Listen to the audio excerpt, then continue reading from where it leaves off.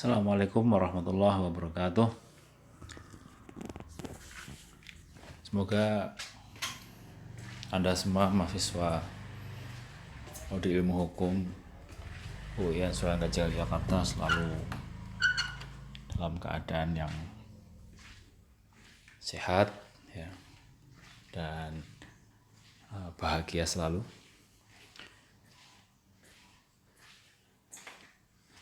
Masih di mata kuliah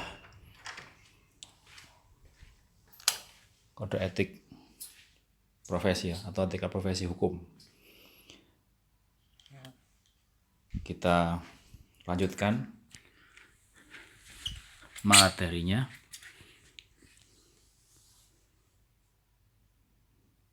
Di pertemuan yang lalu kita sudah membahas beberapa prinsip ya dalam kode etik hakim ya. Jadi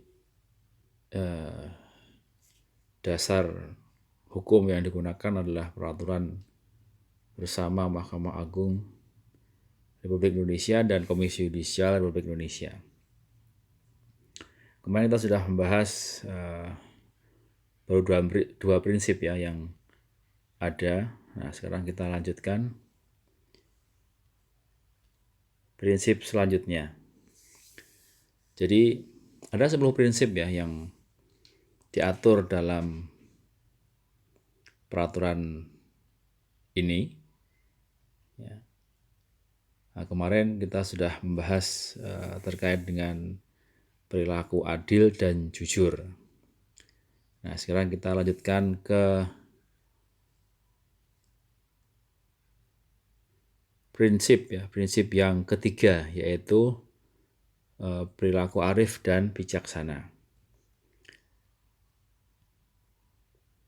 Perilaku arif dan bijaksana itu diatur di dalam pasal 7. Jadi makna arif dan bijaksana adalah mampu bertindak sesuai dengan norma-norma hidup dalam masyarakat. Baik norma hukum, norma keagamaan, kebiasaan-kebiasaan maupun kesusilaan, dengan memperhatikan situasi dan kondisi pada saat itu serta mampu memperhitungkan akibat dari tindakannya.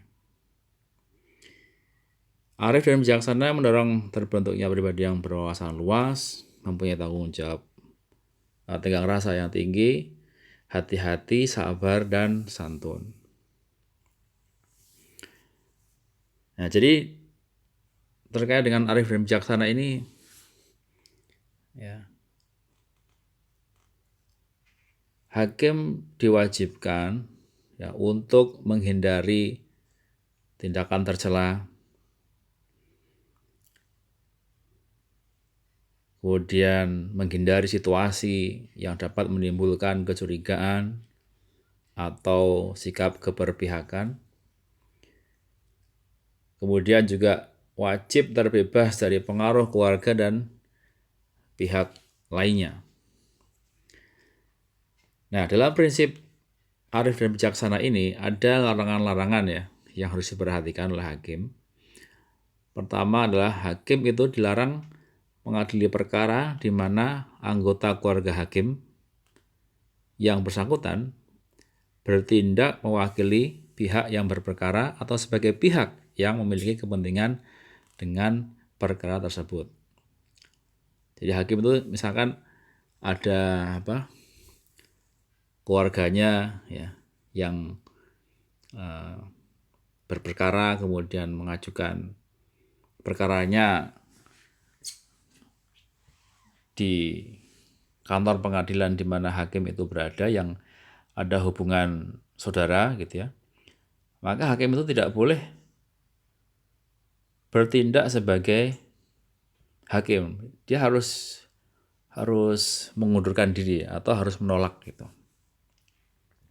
Ini pernah saya alami sendiri ketika dulu saya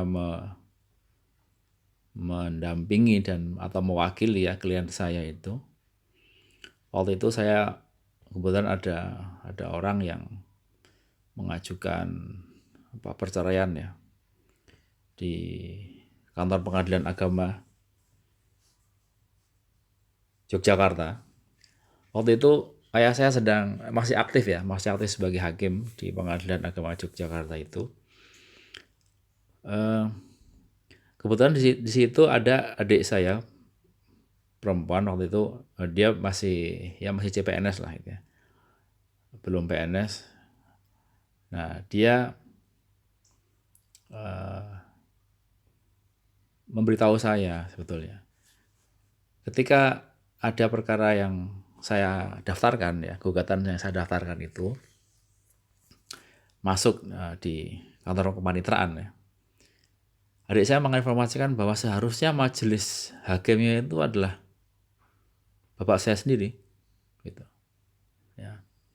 Tapi setelah tahu bahwa yang mengajukan ini adalah anaknya, kemudian digeser ke majelis hakim yang lainnya, gitu. Ya, seharusnya gitu.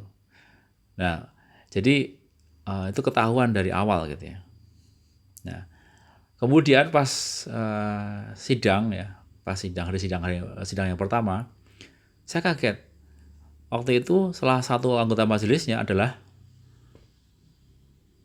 mertuanya adik saya gitu. Jadi kebetulan adik saya itu panitera di pengadilan.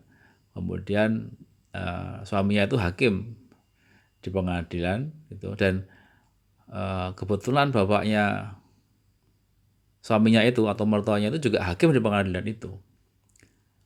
Nah, waktu masuk ruang sidang itu saya kaget karena salah satunya adalah mertua adik saya itu, atau ya besannya bapak saya lah intinya begitu. Nah, waktu itu ya karena tidak tahu ya karena masih pemeriksaan yang pertama, ya hanya sekedar diperiksa penggugat secara in person ya, partisipan ya, diperiksa, ditanya gitu ya, kenapa mengajukan gugatan dan seterusnya gitu. Nah, waktu itu karena tergugat atau suaminya tidak datang, kemudian sidang ditunda untuk dipanggil kembali, terutama tergugatnya. Nah, ketika sidang yang berikutnya itu ternyata besan saya itu sudah diganti oleh majelis hakim yang lainnya gitu. Ya, ini saya kira hakim sudah menerapkan itu ya, perilaku arif dan bijaksana. Jadi tidak boleh itu hakim itu mengadili perkara di mana ada anggota keluarga hakim ya yang bertindak mewakili atau dia sebagai pihak yang berperkara di pengadilan itu. Yang kedua, hakim dilarang mengizinkan tempat kediamannya, rumahnya ya, digunakan oleh seorang anggota suatu profesi hukum untuk menerima klien atau menerima anggota-anggota lainnya.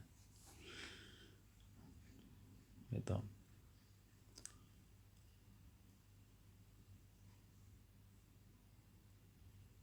Ibu saya pernah cerita, beberapa kali itu bapak saya tuh didatangi sama pihak berperkara gitu. Jadi ingin menemui hakimnya gitu.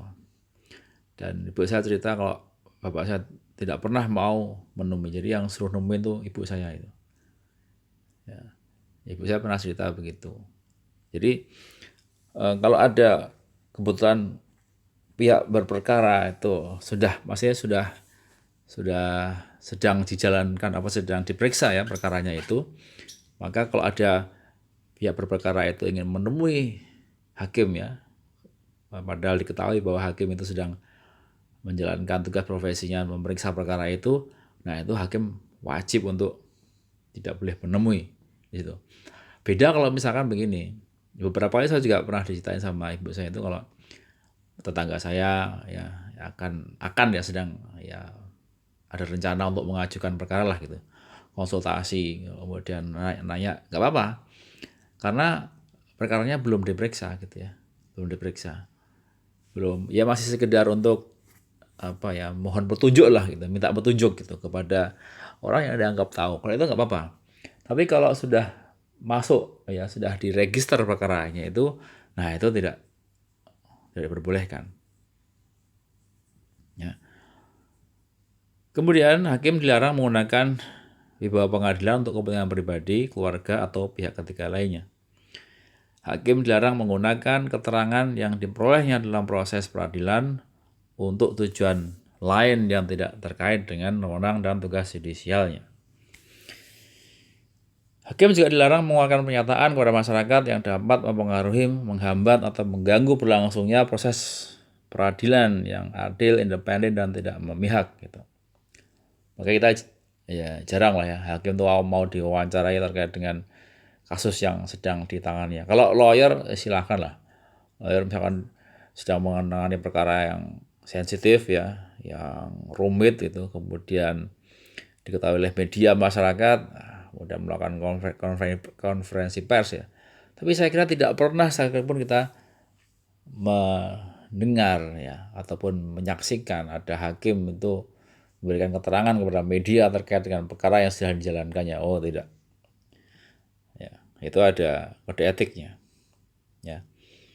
Kemudian hakim juga tidak boleh memberi keterangan, pendapat, komentar, kritik atau pembenaran saat terbuka atas perkara atau putusan pengadilan baik yang belum maupun yang sudah mempunyai kekuatan hukum tetap.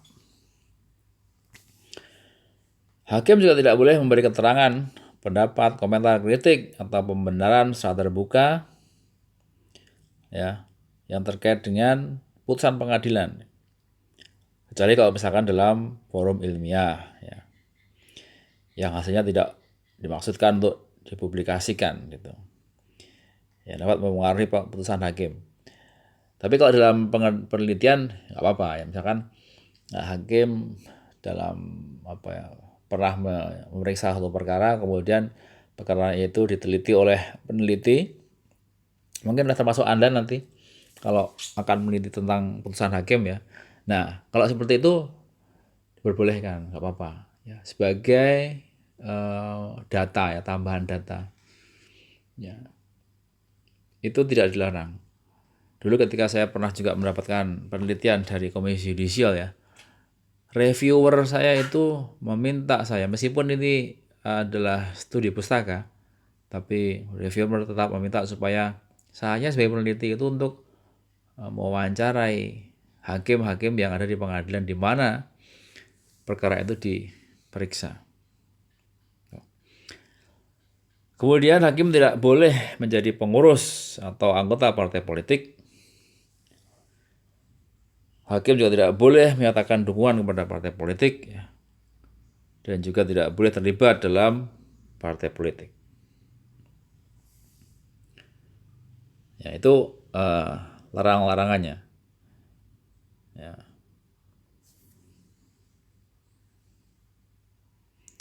Nah, terkait dengan perilaku arif bijaksana ini, ya,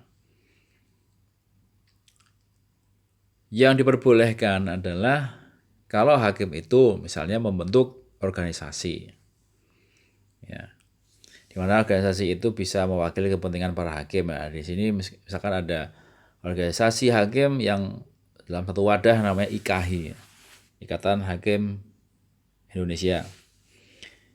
Kemudian juga melakukan kegiatan ekstrayudisial, ya, selama tidak mengganggu pelaksanaan atau tugas yudisial untuk si hakim, misalkan menulis, memberi kuliah, ya, mengajar, itu silahkan, boleh.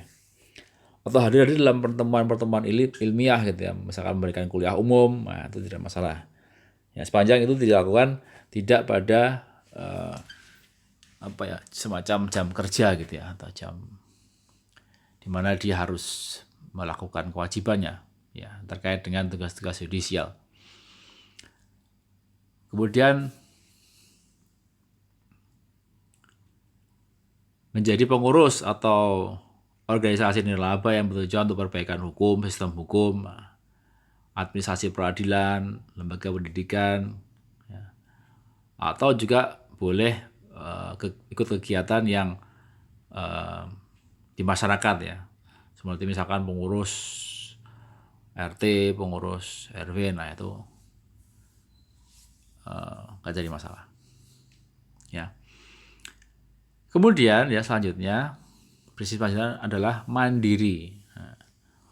Mandiri mempunyai makna bahwa hakim itu mampu bertindak sendiri tanpa bantuan pihak yang lain. Bebas dari campur tangan siapapun dan bebas dari pengaruh apapun. Ya. Nah, mandiri di sini ya, hakim itu harus mampu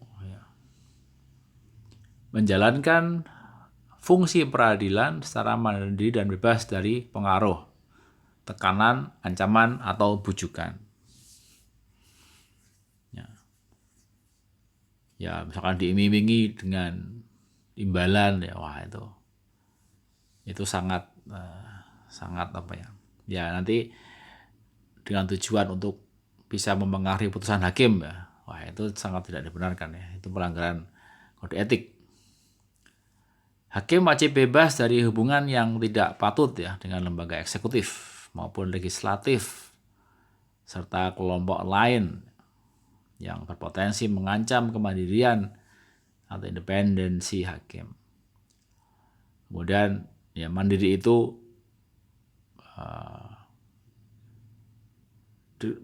dilakukan dengan tujuan untuk memperkuat ya kepercayaan masyarakat terhadap badan peradilan ya. Kalau sudah mandiri kan masyarakat itu kan sudah yakin ya bahwa hakim itu bebas intervensi, ya, bebas pengaruh, bebas tekanan gitu kan. Ya, walaupun dalam prakteknya misalnya ada yang begitu misalnya gitu ya. Tapi ya nanti kita masyarakat bisa menilai itu, oh ternyata hakim itu tidak menjalankan kode etik ya, yang semestinya. Itu kalau misalkan dia tahu kode etik ya harusnya dia bebas pengaruh atau tekanan. Kemudian ya prinsip berikutnya adalah berintegritas tinggi. Ini memiliki makna bahwa sikap ya, dan kepribadian yang utuh, berwibawa, jujur, dan tidak tergoyahkan. Ya. Jadi ya intinya bersatunya antara perkataan dan perbuatan. Gitu ya. Integritas pada hakikatnya terwujud pada sikap ya, setia dan tangguh, berpegang pada nilai atau norma, gitu ya, norma yang berlaku dalam menjalankan tugas. Integritas itu akan mendorong terbentuknya pribadi yang berani menolak godaan dan segala bentuk intervensi ya tadi ya. Satunya perkataan dan perbuatan. Dengan mengedepankan tuntutan hati nurani untuk menegakkan kebenaran dan juga keadilan. Setelah berusaha melakukan tugas dan cara-cara terbaik untuk mencapai tujuan yang terbaik pula.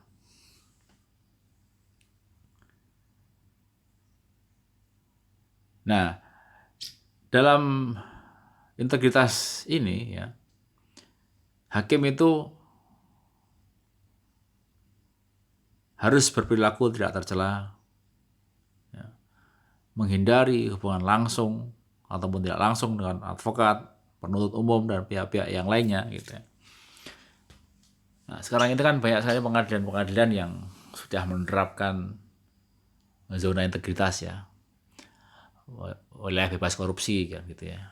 Nah, jadi di situ ya ada namanya istilahnya itu pelayanan terpadu satu pintu ya atau PTSP. Hampir semua pengadilan saya kira sudah menerapkan itu ya. Jadi kalau misalkan mau sidang ya. Kalau dulu kan begini ya, belum ada pelayanan PTSP tadi itu.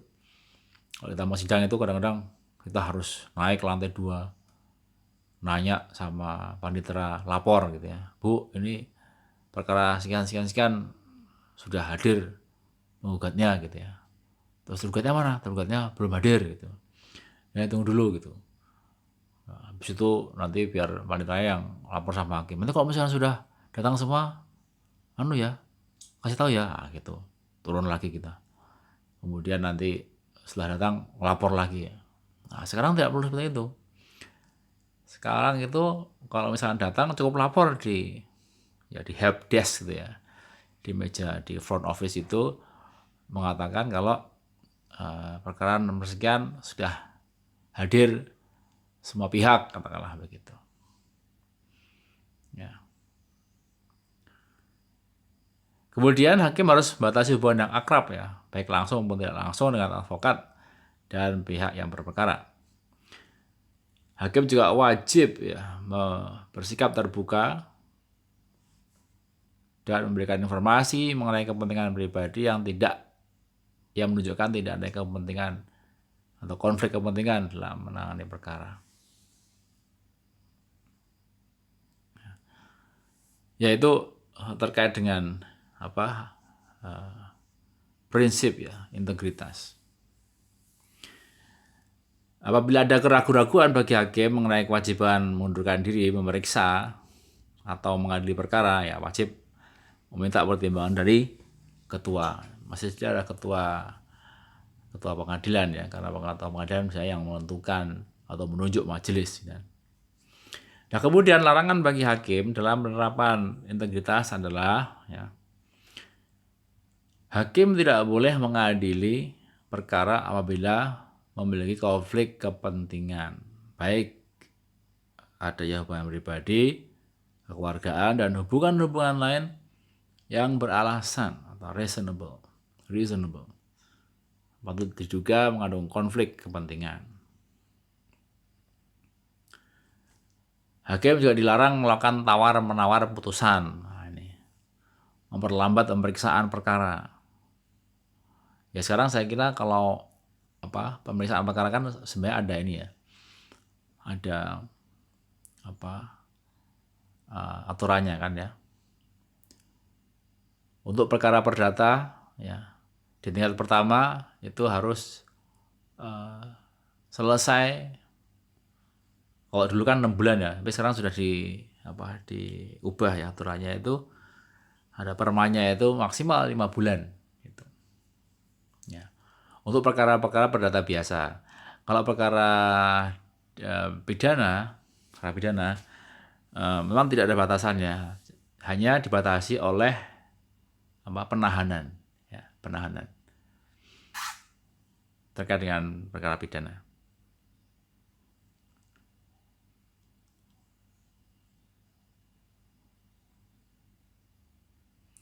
Kemudian juga menunda eksekusi nggak boleh, atau menunjuk advokat tertentu dalam menangani perkara di pengadilan. Nah, itu kecuali ditentukan lain oleh undang-undang. Mungkin Anda pernah mendengar, kalau dulu saya pernah mendengar, cuman mendengar aja sih, saya tidak tahu apakah benar atau tidak. Jadi ada hakim yang anaknya itu pengacara gitu, nah itu pernah kemudian diarahkan ya oleh hakim itu untuk ditangani advokat yang merupakan anaknya. Itu cuman mendengar aja sih cerita, tapi saya nggak tahu siapa yang di situ ya. Ya mudah-mudahan saya salah dalam mendengar cerita itu, tapi pernah ada yang bilang seperti itu. Itu tidak boleh. Ya. Hakim juga ya dilarang mengadili perkara apabila ada hubungan keluarga tadi sudah ya, dengan anggota lainnya atau penuntut, advokat atau panitera yang menangani perkara tersebut. Hakim juga dilarang mengadili perkara apabila hakim itu mempunyai hubungan pertemanan yang akrab.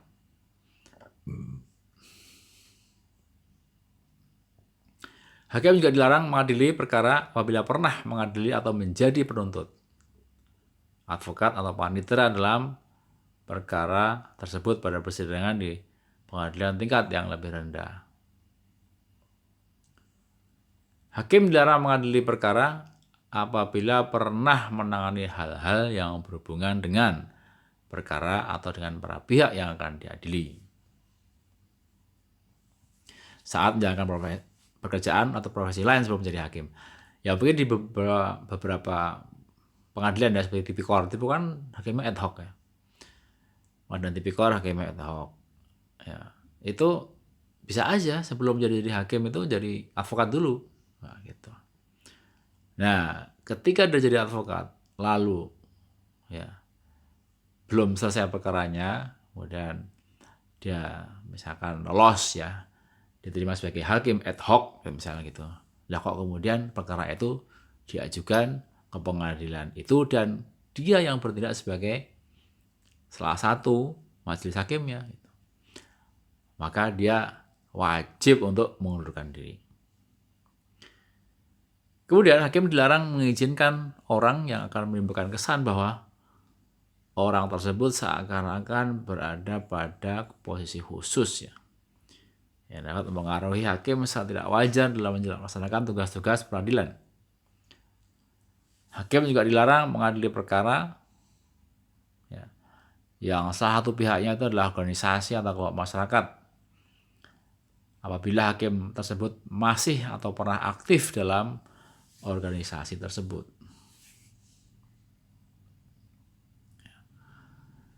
Hakim juga dilarang mengadili perkara apabila terkait dengan partai politik, ya, terkait dengan misalkan dulu hakim itu masih aktif di partai politik tersebut. Hakim juga dilarang menggunakan wibawa jabatan hakim ya untuk mengejar kepentingan pribadi, keluarga ataupun siapapun juga dalam hubungan finansial. Hakim juga dilarang mengizinkan pihak yang lain akan menimbulkan kesan bahwa seseorang itu seakan-akan berada dalam posisi khusus yang dapat memperoleh keuntungan finansial. Hakim dilarang mengadili perkara apabila hakim tersebut telah memiliki prasangka yang berkaitan dengan salah satu pihak atau mengetahui fakta. Saya kira kalau ini sangat subjektif ya. Artinya ya ini lebih kepada rasa ya, rasa. Kemudian hakim dilarang menerima janji, hadiah, hibah, pemberian, pinjaman atau manfaat lainnya. Ya, khususnya yang bersifat rutin dan terus-menerus dari pemerintah daerah. Walaupun pemberian tersebut tidak mempengaruhi tugas-tugas yudisial, tapi pemberian itu saya kira sangat mempengaruhi perasaan gitu ya. Seandainya nanti satu ketika misalnya ya ada kerabat ataupun pegawai atau siapapun itu yang terkait dan pemerintah daerah sedang ada perkara, nah itu nanti dikhawatirkan akan mempengaruhi objektivitas hakim, gitu ya. Kalau misalkan hanya terkait dengan janji hadiah yang nggak ada hubungannya sama perkara, ya misalnya dalam aspek kekeluargaan gitu ya, misalnya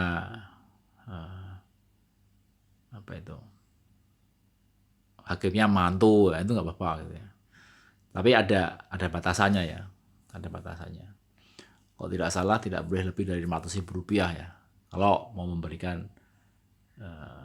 ya kalau bahasanya kan nyumbang gitu ya, atau memberikan hadiah gitu. Kemudian yang berikutnya adalah tanggung jawab. Tanggung jawab bermakna ada kesediaan untuk melaksanakan sebaik-baiknya segala sesuatu yang menjadi wewenang dan tugasnya, serta memiliki keberanian untuk menanggung segala akibat atas pelaksanaan wewenang dan tugasnya tersebut. Dan namanya hakim itu kan harus mau menanggung resiko ya. Resiko berkaitan dengan apa yang diputuskannya gitu ya. Jadi harus berani ya, harus berani. Ya kalau apa yang diyakini itu benar ya laksanakan gitu ya.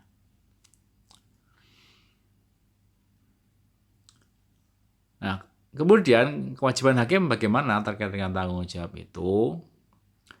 Nah, hakim itu dilarang menyalahgunakan jabatan untuk kepentingan pribadi, keluarga, atau pihak lainnya. Hakim juga dilarang mengungkapkan atau menggunakan informasi yang bersifat rahasia yang didapat dalam kedudukan sebagai hakim untuk tujuan yang tidak ada hubungan dengan tugas-tugas peradilan. Ya. Berikutnya ya adalah perilaku menjunjung harga diri. Ya, harga diri. Di sini bermakna bahwa pada diri manusia melekat martabat dan kehormatan yang harus dipertahankan dan dijunjung tinggi oleh setiap orang. Menjunjung tinggi harga diri, khususnya hakim, akan mendorong dan membentuk pribadi yang kuat dan tangguh. Maka dapat terbentuk pribadi yang senantiasa atau menjaga kehormatan dan martabat sebagai aparatur pengadilan. Nah, hakim itu dalam terkait dengan menjunjung harga diri adalah wajib menjaga kewibawaan serta martabat lembaga peradilan dan profesi baik di dalam maupun di luar pengadilan. Hakim itu wajib ya menganjurkan agar anggota keluarganya tidak ikut dalam kegiatan yang dapat mengeksploitasi jabatan hakim tersebut. Ya. Nah, kemudian terkait dengan harga diri ini, menjunjung tinggi harga diri adalah hakim itu dilarang terlibat dalam transaksi keuangan dan transaksi usaha yang berpotensi memanfaatkan posisi sebagai hakim. Ya misalkan ada anggota keluarganya atau yang menjadi pengusaha gitu ya, kemudian mengikuti lelang, nah nggak boleh itu hakim itu melakukan hal itu ya. Ya kalau misalkan ada yang mau maju silakan, tapi jangan sampai memengaruhi posisi hakim itu dalam terkait dengan transaksi-transaksi yang sifatnya itu material. Ya. Kemudian juga hakim dilarang jadi advokat ya, atau pekerjaan lain yang berhubungan dengan perkara. Hakim juga dilarang bekerja dan menjalankan fungsi sebagai layaknya advokat. Ya. Kecuali misalkan ya, hakim tersebut menjadi pihak di persidangan. Ya katakanlah hakim itu ya, harus melakukan gugatan kepada orang lain gitu ya, karena dia memiliki hubungan personal ataupun hubungan privat ya yang jadi masalah. Nah itu boleh. Ya, ya namanya katakanlah gini ya, katakanlah dokter bisa, dokter kan orang ya, manusia. Dokter juga bisa sakit. Ketika dokter sakit, kadang-kadang dokter juga nggak bisa ngobatin sendiri ya. Karena dokter misalkan dia keahliannya spesialisnya dalam bidang ini, sakitnya dalam bidang itu ya, dia tentunya tidak bisa ngobatin dia sendiri gitu. Maka dia butuh pertolongan atau bantuan dari dokter yang ahli dalam bidang lainnya. Seperti juga hakim ya, hakim ketika dia sebagai pihak nggak bisa dia tuh mengadili dirinya sendiri ya. Dia ungkap sendiri, kemudian dia menyidangkan sendiri, memutusin sendiri. Wah itu kan nggak boleh kayak gitu. Ya, makanya kalau dia sebagai pihak ya, maka dia bisa menjalankan fungsinya sebagai dirinya sendiri, sebagai seorang pribadi masyarakat yang memang membutuhkan keadilan di situ. Perkara dia tuh mengetahui mengenai trik-trik ya, ataupun cara-cara membuat gugatan yang baik ya itu urusan lain. Ya. Tapi prosedurnya harus dilalui sedemikian rupa. Kalaupun dia tidak bisa hadir setiap persidangan, ya dia bisa menunjuk kuasa hukumnya. Sama seperti halnya masyarakat gitu. Ya. Kemudian memberikan nasihat hukum cuma-cuma untuk anggota keluarga atau teman sama hakim yang tengah menghadapi masalah hukum. Ya. Ya itu boleh memberikan advice, tapi tidak boleh meminta bayaran. Ya. Kemudian hakim ya dilarang bertindak sebagai arbiter dalam kapasitas pribadi. Hakim dilarang bertindak sebagai mediator dalam kapasitas pribadi. Kecuali kalau kedua hal tadi itu memang terkait jabatan dan diperintahkan atau diperbolehkan oleh undang-undang ya, ini begitu. Kemudian hakim dilarang menjabat sebagai eksekutor, administrator, atau kuasa pribadi lainnya. Nah, kecuali untuk urusan pribadi anggota keluarga hakim tersebut. Dan hanya jika diperbolehkan kalau kegiatan tersebut secara wajar. Ya. Tidak akan mempengaruhi pelaksanaan tugasnya sebagai hakim. Artinya kalau misalkan ada keluarganya yang keluarga hakim ya sedang menghadapi permasalahan, sepanjang tidak diperiksa di pengadilan tersebut ya, mungkin di tempat lain gitu ya. Nah, hakim itu boleh ya memberikan advice atau mendampingi gitu, nggak apa-apa. Tapi keluarganya ya, keluarga. Ya. Karena ya namanya hakim kan dianggap yang paling tahu. Ya, paling tahu. Ya, kepada siapa lagi? Kalau bukan hakim tadi sebagai keluarga yang masuk nggak mau bantu. Ya. Artinya dia kapasitasnya adalah sebagai bagian dari keluarga yang membantu lah. Tapi dalam arti membantu itu bukan membantu meluluskan atau memudahkan perkaranya supaya nanti ketika diperiksa itu akan dimenangkan perkaranya, tidak, tapi membantu secara wajar. Ya, dan hakim juga dilarang melakukan rangkap jabatan yang ditentukan oleh peraturan perundang-undangan.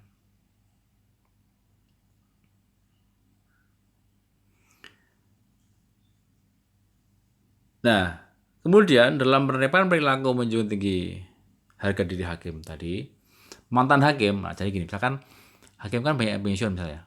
Hakim pensiun kan usianya, kalau hakim tingkat pertama itu 63, hakim tingkat banding itu 65, Mahkamah Agung 70 ya. Seandainya misalkan ada hakim tingkat pertama yang pensiun. Nah, kemudian dia karena pensiun dia merasa punya ilmu ya, kemudian dia mengikuti PKPA, kemudian dia intinya dilantik sebagai advokat lah intinya gitu. Kan boleh ya. Karena advokat itu tidak mengenal pensiun. Ya. Kalau notaris ada pensiunnya. Tapi kalau advokat tidak mengenal pensiun. Advokat itu mau sampai kapanpun dia, sepanjang dia itu masih mampu dan mau ya, dia bisa selamanya jadi advokat sampai dia meninggal dunia. Nah, itu. Ya. Nah, seandainya kalau ada hakim pensiun kemudian dia tuh sebagai advokat ya, maka tidak boleh ya berpraktek sebagai advokat di pengadilan yang dia pernah menjabat sebagai hakim di pengadilan tersebut. Ya, paling sedikit 2 tahun setelah dia pensiun. Jadi misalkan ya ada hakim pensiun di Pengadilan Negeri Yogyakarta gitu ya. Jadi advokat di situ. Maka dia tidak boleh berpraktek di situ kalau belum 2 tahun terhitung sejak dia pensiun. Kemudian disiplin. Nah, disiplin di sini bermakna ketaatan pada norma-norma atau kaidah-kaidah yang diyakini sebagai panggilan luhur.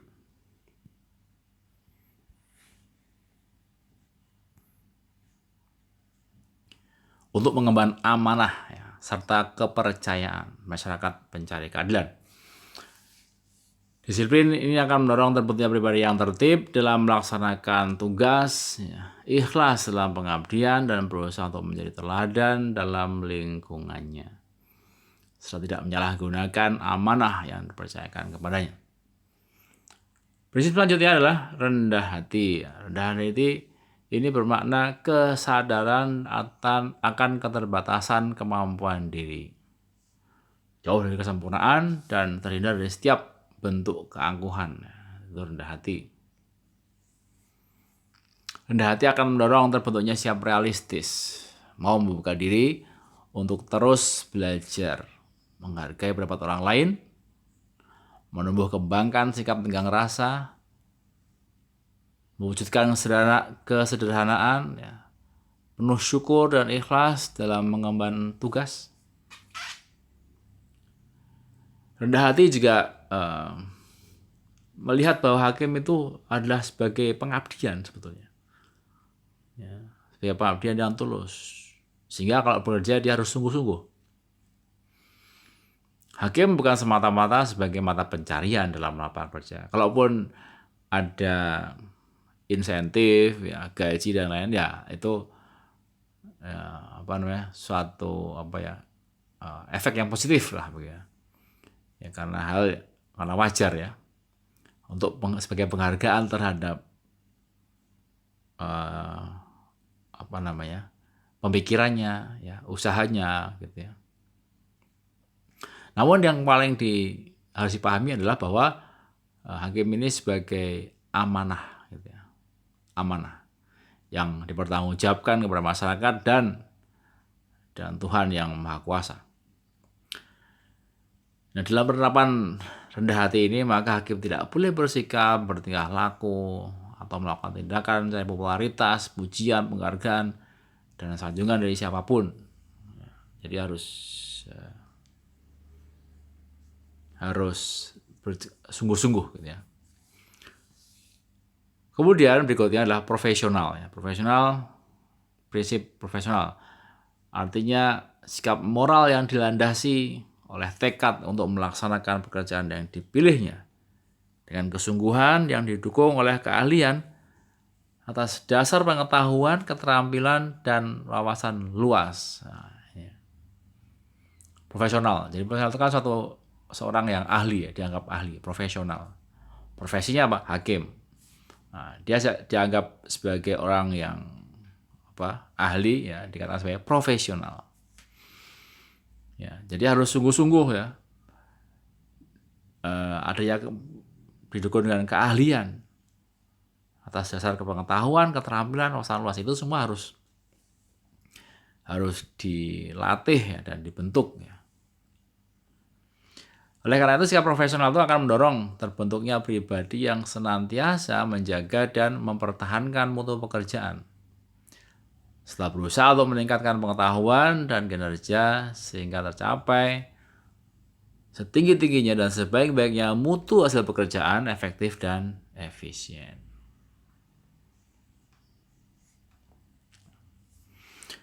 Kemudian ya, terkait dengan pengawasan yang dilakukan oleh Mahkamah Agung dan Komisi Yudisial, ini tidak dapat menyatakan benar atau salahnya pertimbangan yuridis ya, dan substansi putusan hakim. Ya. Jadi yang namanya putusan hakim itu harus selalu dianggap benar gitu kan. Berkaitan dengan adanya suatu kekeliruan atau kesalahan yang dilakukan oleh hakim, misalkan dalam memberikan pertimbangan putusan, ya bukan kemudian itu dinilai sebagai satu hal yang salah atau keliru, tidak. Kalau pada kekeliruan, ya ada upaya hukum yang bisa dilakukan, yaitu misalkan di tingkat pertama keliru gitu ya, atau ada kekurang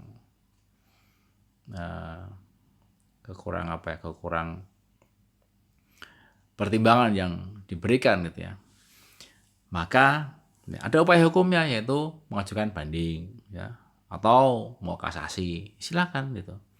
Cuman ya, dalam hal ini tidak diperbolehkan yang namanya putusan hakim itu dianggap salah. Yang namanya putusan hakim itu harus selalu dianggap benar gitu ya. Perkara orang tidak sepakat, tidak setuju, bukan kemudian meralat apa yang disampaikan hakim atau diputus oleh hakim, tapi dilakukan dengan melakukan upaya hukum. Nah, kalaupun nanti ada aduan kepada Komisi Yudisial gitu ya, terkait dengan ada dugaan pelanggaran terhadap pasal-pasal yang diatur di atas, ya, maka baru kemudian dilakukan pemeriksaan gitu.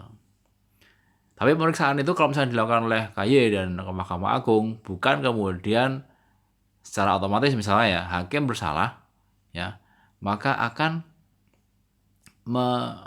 otomatis juga menggugurkan putusan hakim. Enggak seperti itu ya. Putusan hakim tetap berlaku, putusan hakim tetap dianggap benar ya. Kalaupun seandainya nanti ada pelanggaran kode etik, ya itu urusan yang lain.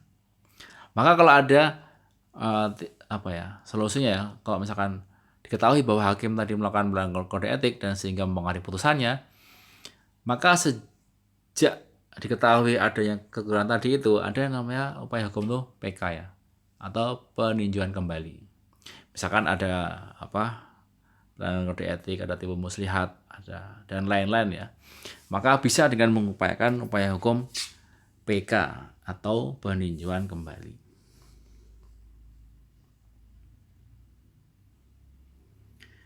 Nah, dalam hal ya Komisi Yudisial itu menerima laporan dugaan pelanggaran kode etik dari masyarakat ya, maka KAY dapat mengusulkan kepada Mahkamah Agung untuk ditindaklanjuti. Nah, setelah Mahkamah Agung itu menilai hasil penelaahan atau laporan masyarakat yang diusulkan KAY tadi, misalkan ya ini nggak layak ditindaklanjuti misalnya gitu, maka MA memberikan memberikan informasi kepada KAY paling lama 30 hari sejak hasil telaahan itu diterima.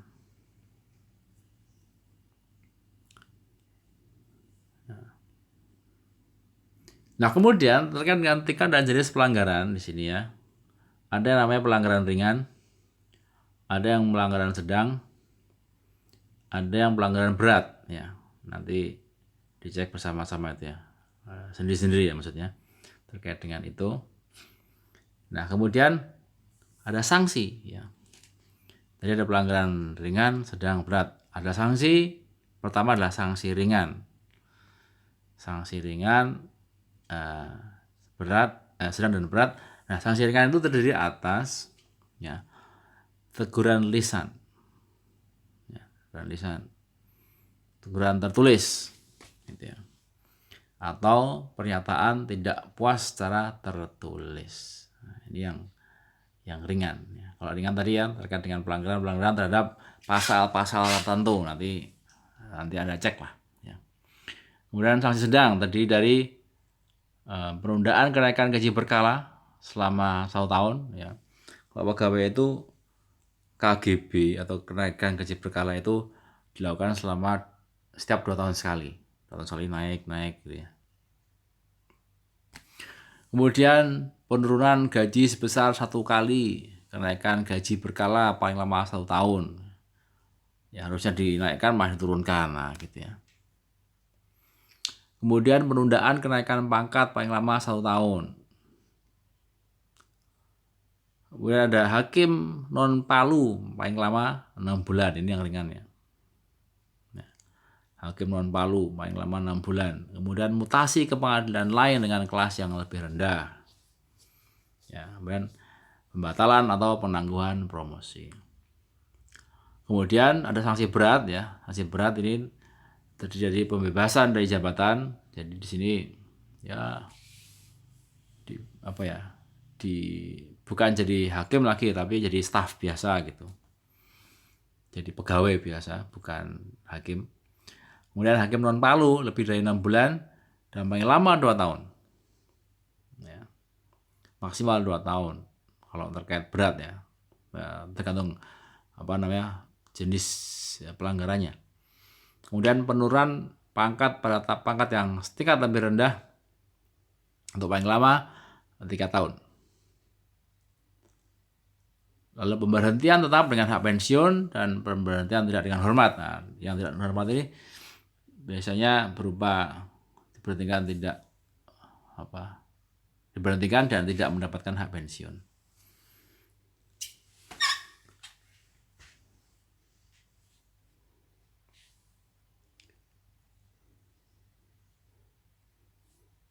Kemudian ya,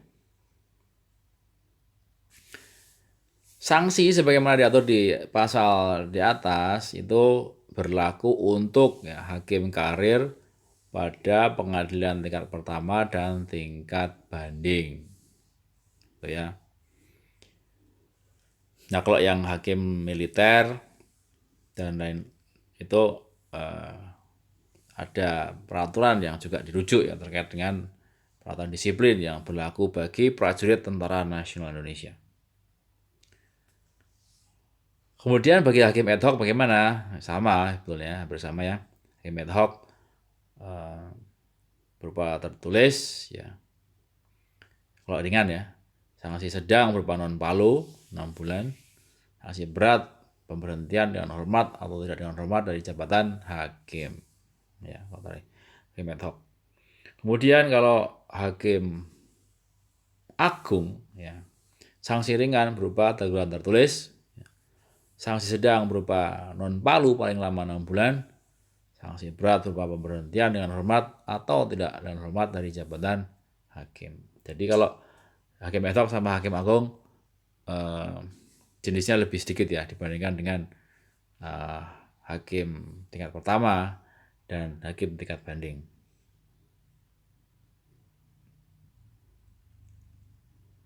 Nah, keputusan penjatuhan sanksi ya, sanksi ringan seandainya bersalah ya, dinyatakan secara tertulis ya dan disampaikan oleh pejabat yang berwenang menghukum kepada terlapor. Keputusan penjatuhan sanksi sedang dan berat dinyatakan secara tertulis dan disampaikan kepada terlapor oleh pejabat yang berwenang menghukum melalui ketua pengadilan di mana terlapor bertugas. Nah, keputusannya gimana? Keputusan penjatuhan sanksi pelanggaran kode etik ya dan pedoman perilaku hakim ini tidak dapat diajukan keberatan. Ya, jadi ya ini langsung final dan mengikat gitu ya. Jadi nggak boleh ada semacam keberatan gitu, nggak boleh. Sanksi yang dijatuhkan kepada hakim berlaku sejak tanggal disampaikan oleh pejabat yang berwenang kepada yang bersangkutan. Apabila hakim yang jadi sanksi tidak adil pada waktu penyampaian keputusan, maka keputusan itu berlaku pada hari ke-30 terhitung mulai tanggal yang ditentukan untuk penyampaian keputusan tindakan tersebut. Setiap keputusan penjatuhan sanksi kepada hakim diberikan tembusannya kepada Komisi Yudisial. Ya. Jadi itu terkait dengan kode etik hakim ya, yang bisa saya sampaikan. Baik, terima kasih atas perhatiannya. Assalamualaikum warahmatullahi wabarakatuh.